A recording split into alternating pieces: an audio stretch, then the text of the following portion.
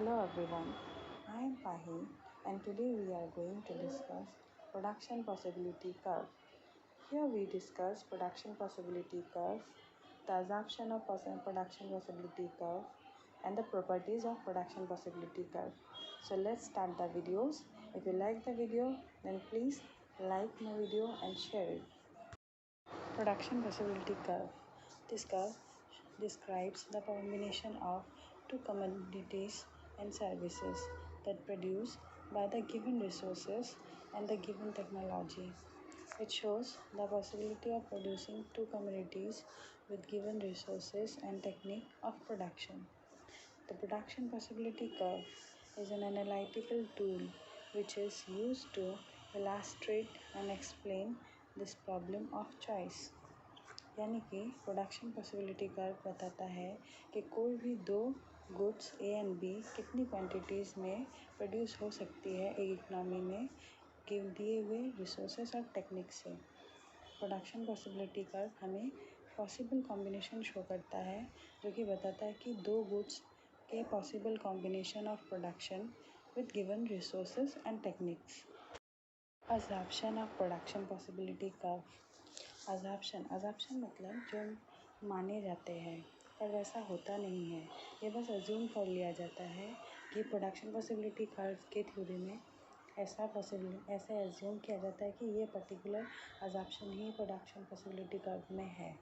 तो इसका पहला अजम्पशन है only two goods X and Y are produce in different portion in the economy. इसका मतलब हम प्रोडक्शन पॉसिबिलिटी कर्व में सिर्फ दो गुड्स का प्रोडक्शन ही देख पाते हैं और ये मान लेते हैं कि एक जगह पे गुड एक्स और गुड वाई ही प्रोडक्शन हो रहा है। यहाँ पे कोई भी तीसरा कम्युनिटी हम लोग नहीं लेते हैं। तो फर्स्ट अजम्पशन यही है कि only two goods X and good Y are produce in different proportion in the economy. Number 2 assumption, the same resources can be used to produce either or both of the two goods and can be shifted freely between them। मतलब हम एक ही resources दोनों goods के production में use कर सकते हैं या फिर हम कोई भी एक गुड्स के लिए एक वही रिसोर्सेज यूज़ कर सकते हैं प्रोडक्शन के लिए। और अगर मान लीजिए गुड एक्स का रिसोर्स अगर हम शिफ्ट करना चाहते हैं गुड वाई के प्रोडक्शन में, तो शिफ्ट करते समय भी वो रिसोर्स सेम रहेगा। तो इसीलिए कहा गया है the same resources can be use to produce either or both of the two goods and can be shifted freely between them. Number third assumption, the supplies of factors are fixed.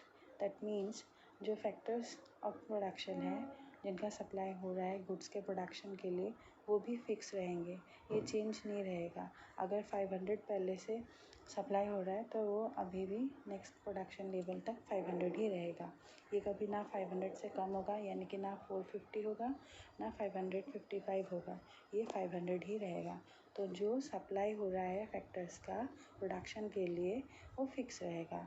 इसीलिए number third है assumption है the supplies of factors are fixed.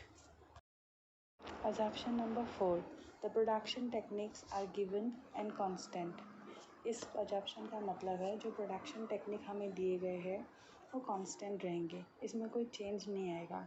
मतलब अगर हम लोग good x और good Y दो production कर रहे हैं और इसमें अगर हम लोग लेबर इंटेंसिव टेक्निक यूज़ कर रहे हैं तो इसमें हम लेबर इंटेंसिव टेक्निक ही रखेंगे। ऐसा नहीं करेंगे कि गुड एक्स के लिए लेबर इंटेंसिव टेक्निक यूज़ किया है और गुड वाई के लिए हम कैपिटल इंटेंसिव टेक्निक यूज़ करें। तो हमें क्या करना है, जो हमारा टेक्निक है प्रोडक्शन दोनों गुड्स के लिए कांस्टेंट रहेगा। Assumption number 5, the economic resources are fully employed and technically efficient. इसका मतलब जो भी हम रिसोर्सेज यूज़ कर रहे हैं वो फुली एम्प्लॉयड होगा, मतलब उसे हम अच्छे से फुली यूटिलाइज करेंगे और टेक्निकली वो एफिशिएंट भी होगा। ये मान लिया जाता है अजम्पशन में कि हम जो भी रिसोर्सेज यूज़ कर रहे हैं वो फुली यूटिलाइज्ड हो और जो भी हम यूज़ कर रहे हैं वो टेक्निकली एफिशिएंट हो। तो number 4 is the economic resources are fully employed and technically efficient. तो ये तो पीपीसी का एग्जाम्पशन। तो अब आते हैं पीपीसी के एग्जाम्पशन के डिस्क्रिप्शन में। तो जैसे कि हम लोग जानते हैं कि प्रोडक्शन पॉसिबिलिटी कर्व स्टडी करता है कोई भी दो गुड्स का पॉसिबल कॉम्बिनेशन ऑफ प्रोडक्शन। तो जैसा हम ये भी जानते हैं कि एक इकनॉमी में ह्यूमन वांट्स जो होते हैं वो अनलिमिटेड होते हैं, और ह्यूमन वांट्स को सेटिस्फाइड करने के लिए जो मीन्स होता है वो लिमिटेड होता है। इसलिए हर एक सोसाइटी में ये प्रॉब्लम होता है कि एलोकेशन ऑफ रिसोर्सेज अच्छे से हो नहीं पाता है। The society is faced with the fundamental problem of choosing and allocating it's square resources among alternative uses. Given this assumption, we construct a hypothetical production possibility schedule of such an economy. जो भी assumption दिया गया है उसके ऊपर base करके हम एक शेड्यूल रिप्रेजेंट कर रहे हैं। शेड्यूल क्या है? शेड्यूल किसी भी चीज़ को टेबल के फॉर्म में रिप्रेजेंट करना, उसे शेड्यूल बोलते हैं। जैसे कि हमने यहाँ पे एक टेबल लिया है, यहाँ पे हमने गुड एक्स और गुड वाई का प्रोडक्शन पॉसिबिलिटी दिखाया है, और यहाँ पे प्रोडक्शन पॉसिबिलिटीज़ है एफ तक हम लोगों ने लिया है। गुड वाई में हम लोग यूनिट्स देखते हैं कितना प्रोडक्शन हुआ है, 0, 1, 2, 3, 4, 5। और गुड वाई में हम देखते हैं कि कितना प्रोडक्शन हुआ है, 50, 45, 38, 28, 16, 0। तो ये प्रोडक्शन पॉसिबिलिटी कर्व हम लोग को इस तरीके से बनाना है, गुड वाई और गुड एक्स के ऊपर बेस करके।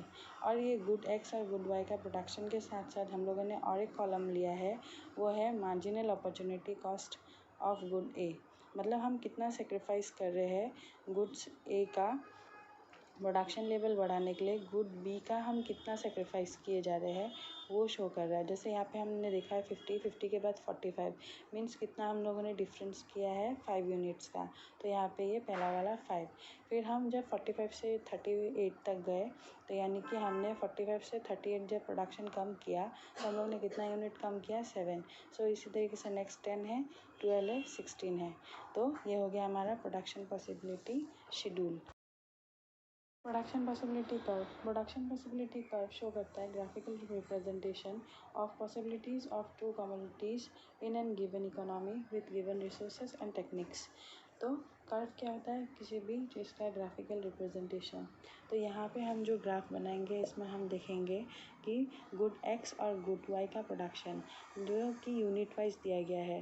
तो नंबर ए पे हमें शो किया है कि गुड एक्स जो प्रोडक्ट हो रहा है 0 यूनिट, और यहाँ पे हम लोग 50 यूनिट्स गुड वाई प्रोड्यूस कर रहे हैं।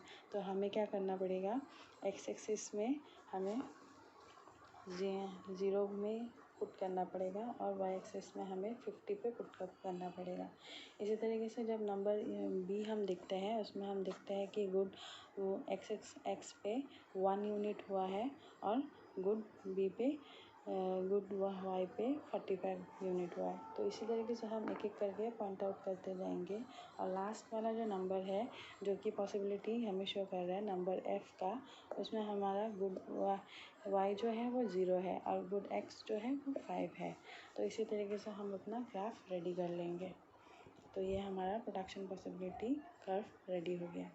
पॉसिबिलिटी कर्व जो कि हम लोगों ने बनाया है यहाँ पे, तो इस कर्व में क्या होता है, जो कर्व पे जो पॉइंट्स होते हैं, इन पॉइंट्स को बोला जाता है फुल एम्प्लॉयमेंट या फिर यूटिलाइजेशन ऑफ रिसोर्सेज। मतलब यहाँ पे जो भी रिसोर्स यूज़ किया गया है उसे अच्छी तरीके से यूज़ किया गया है, उसका कोई भी वेस्टेज नहीं हुआ है। और जैसे कि यहाँ पे हम देख रहे हैं पॉइंट सी जो कर्व है के अंदर वाला पॉइंट है, ये हमें शो करता है अंडर एम्प्लॉयमेंट ऑफ रिसोर्सेज। मतलब इनका अच्छे तरीके से यूज़ नहीं हुआ है, या तो ये रिसोर्सेज वेस्ट हुए हैं, या फिर हम लोगों ने अच्छे से यूटिलाइज़ नहीं किया है, या फिर यूटिलाइज़ करने के लिए अच्छा हमारे पास टेक्निक नहीं है। और जो नंबर 3rd पॉइंट है वो है पॉइंट बी, जो कि प्रोडक्शन पॉसिबिलिटी कर्व के ऊपर शो किया गया है।